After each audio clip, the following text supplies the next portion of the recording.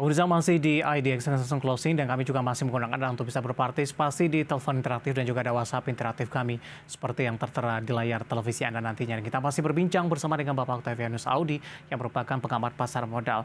Pak Audi, secara teknikal ini Pak, rekomendasinya untuk beberapa perbankan big cap saya ke BBCA terlebih dahulu. Hari ini bergerak sendirian di zona hijau dan menopang indeks harga saham gabungan sehingga tekanan yang terjadi tidak terlalu dalam. Ditutup di 8650 menguat di 0,58%, jangka pendek ataupun juga dengan sampai dengan akhir tahun yang sebelumnya BBCA juga sempat menembus di level tertingginya di 9.300-an.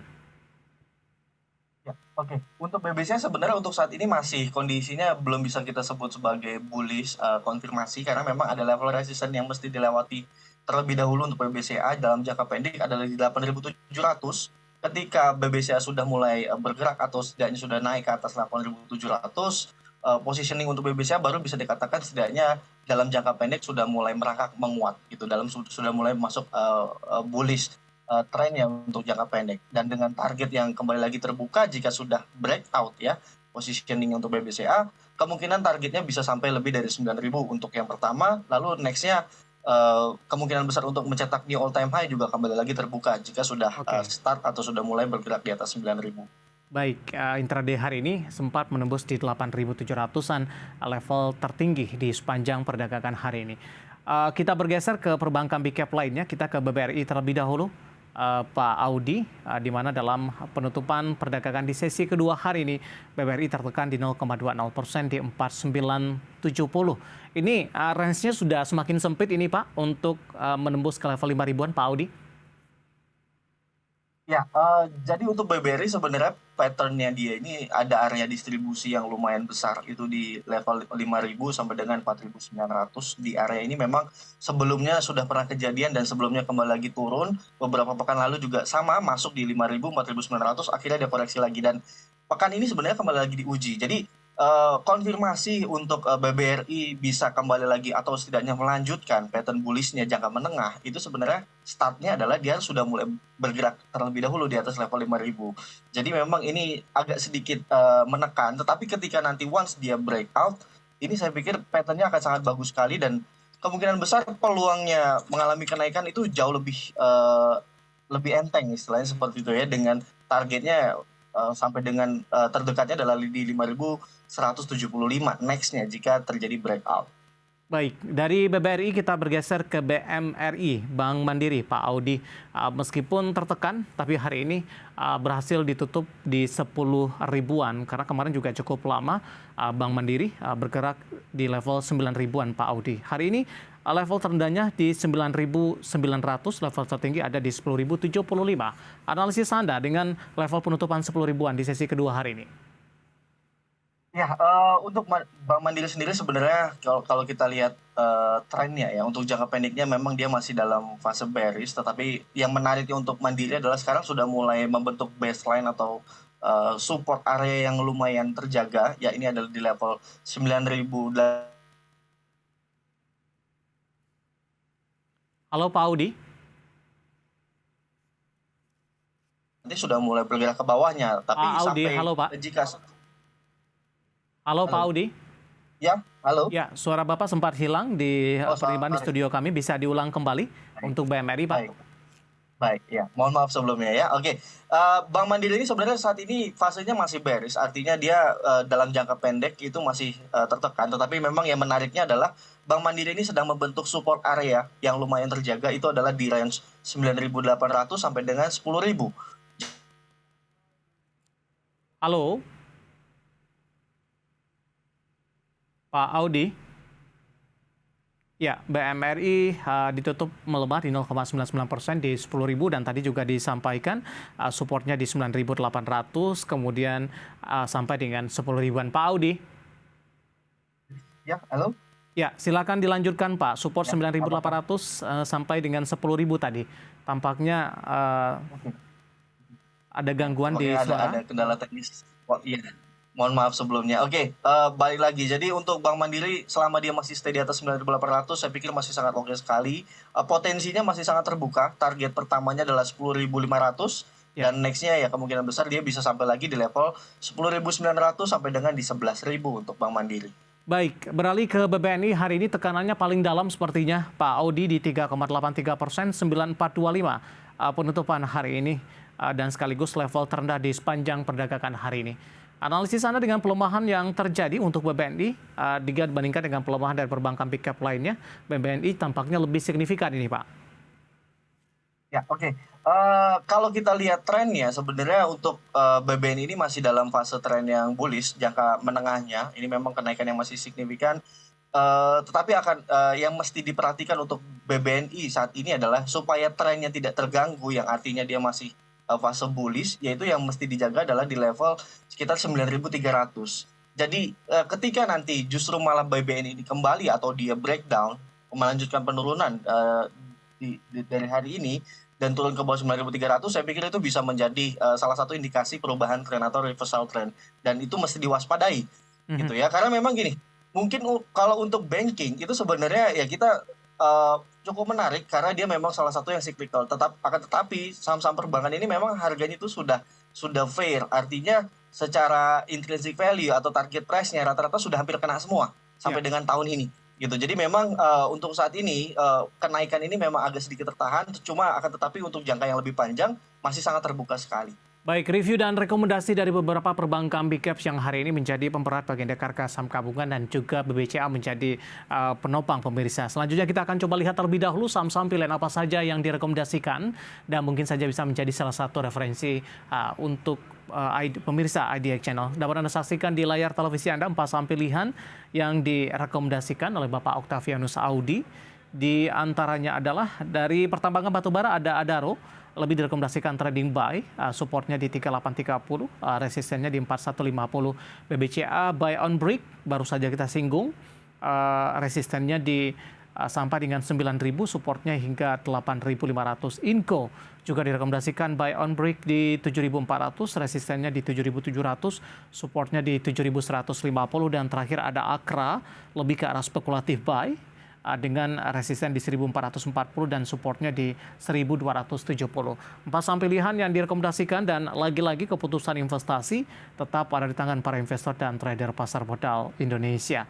Pak Audi, kita ke Adaro terlebih dahulu Pak. Pertimbangan Anda terutama dari sisi teknikal ini merekomendasikan Adaro hari ini juga mengalami penguatan yang cukup signifikan, 3970 menguat di 2,06% di tengah dari pelemahan indeks harga saham gabungan. Dan tadi pun juga dapat informasi Adaro juga masuk ke dalam saham-saham 10 berkapitalisasi besar Pak Audi, menggeser Goto ini untuk posisi sementara.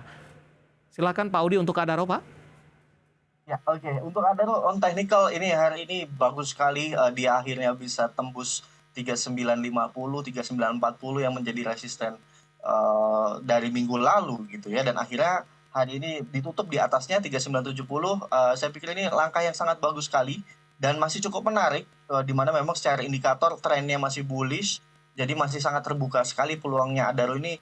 Setidaknya sampai dengan akhir tahun ini masih bisa naik, targetnya sampai dengan di 4150 ya, sampai dengan di 4.200. Jadi memang masih sangat terbuka sekali dan hari ini sudah mulai start lagi naiknya. Baik, ditutup di 3970 dan tadi sempat bergerak di zona merah menyentuh level terendahnya di 3870.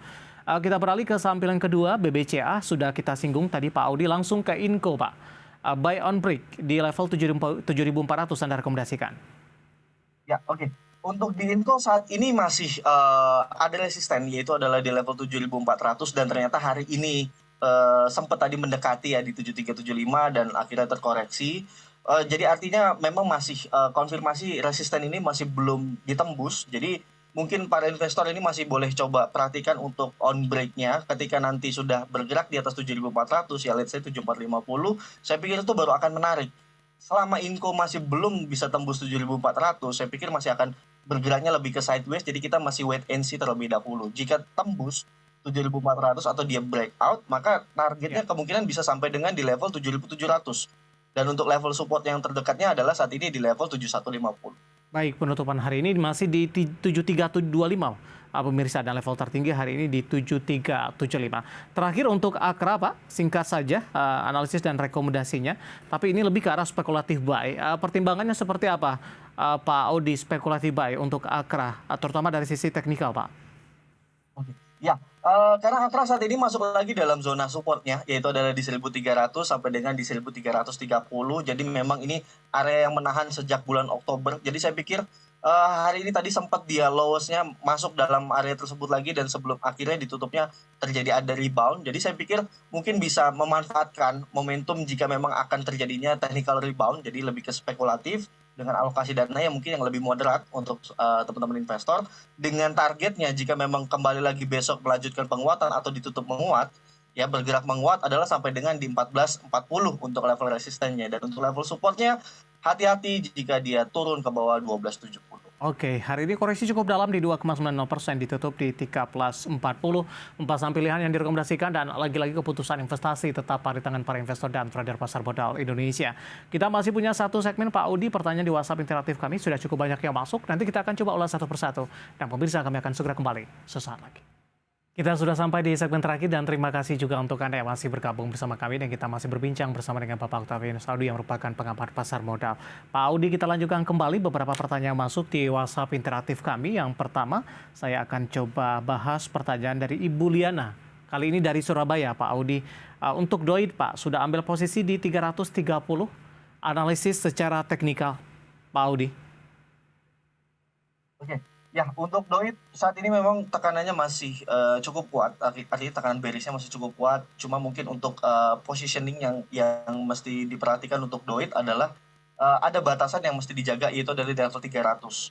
Jadi memang kalau misalkan ternyata Doit ini masih bertahan atau setidaknya sudah mulai ada tanda-tanda penguatan, itu boleh untuk averaging lagi, untuk mulai masuk lagi. Dan yang mesti hati-hati adalah ketika nanti sudah mulai ditransaksikan di bawahnya, itu lebih disarankan mesti hati-hati atau sudah mulai diposisikan untuk keluar terlebih dahulu. Oke, 330 ambil posisi dengan penutupan 312 sesi kedua ini. Nyangkut, Pak Audi? Ya, level 300 tadi itu adalah yang kalau misalkan ternyata nanti Doit sampai dengan setidaknya minggu ini ya, di minggu ini dia stay atau dia sudah mulai ada tanda-tanda rebound dari Doit di atas 300, itu boleh untuk averaging karena kan tadi harga average-nya lumayan tinggi ya. Ya. Jadi di atasnya 300 sampai dengan 310 itu boleh untuk mulai Oke. averaging lagi, tetapi hati sekali jika ternyata transaksinya sudah mulai turun di bawah level 300 untuk Doit. Baik. Dari Buliana Surabaya, saya ke Bapak Diki yang ada di Bekasi ini. Terima kasih sudah bergabung bersama dengan kami menanyakan saham SLIS dan kebetulan juga masuk ke dalam listir kabar update kita. Hari ini naiknya juga cukup signifikan. Sudah punya di 276 ini. Apakah ada potensi ke 300 tidak, Pak? Untuk SLIS, Pak Audi.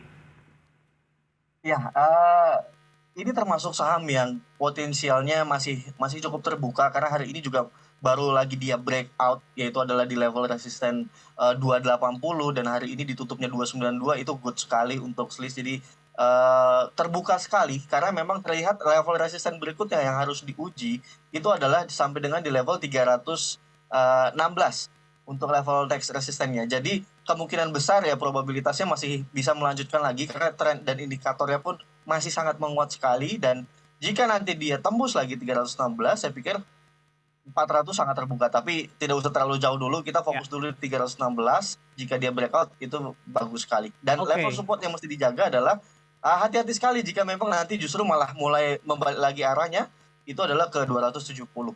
Baik, level ideal untuk take profit di berapa, Pak Audi, untuk jangka pendek, Pak? Ya, di 316 tadi sebagai level resistennya. Jadi keputusannya adalah kalau dia ternyata bisa breakout, yaitu boleh mulai di taking profit sebagian dengan dinaikkan trailing stop-nya, maka itu bisa dilakukan. Tetapi ternyata kalau misalkan tertahan 316 dia tidak sampai atau justru malah sudah mulai kelihatan tidak menguat lagi, ya itu boleh di taking profit semua. Baik, ada Ibu Rini dari Jakarta menanyakan saham SSIA, Pak. Sudah punya di posisi 310, mohon support dan resistennya.